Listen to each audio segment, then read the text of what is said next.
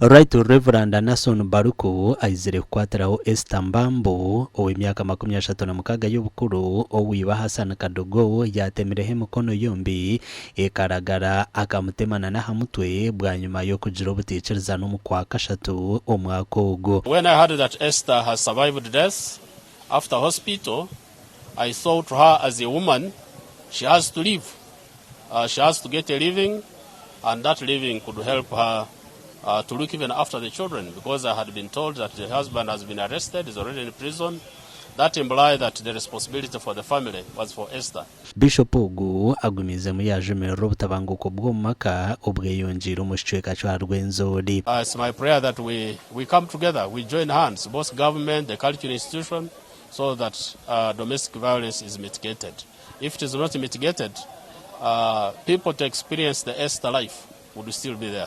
Abaziire be nibashaba omunyambabazi wena owakumuhereza engaro z'okukwatisa ngo ahabwe kuba nababonabonesa omu kumuriisa na n'okumujweka konka Bishop agizire ngu ebyo byona nibiza kukorwaho.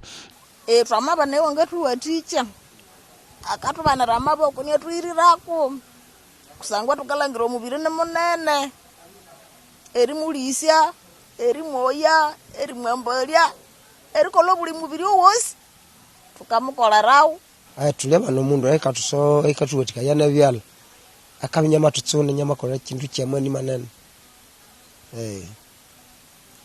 nyama kola kintu kyamwe ni manene.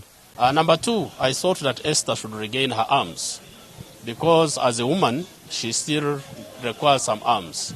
I thank God that probably 2-3 months from now, at least Esther will have some provisional arms that can enable her eat. Bishena agira ngo nangwa nateganisibwa munonga enkojo y'omutwe aho bamutemerena n'umuhoro. Ekironda ky'omwamutu ndikimurebwa kutsibu kunda hanu hati apaka hakinoloberera akadengadenga hati. Kadogo Hassan oriba obwa hatari mu nkomo okumara emyaka 85 kandi kwarumara emyaka ejo agaruka ashashure miliyoni 50 omu sente za Uganda.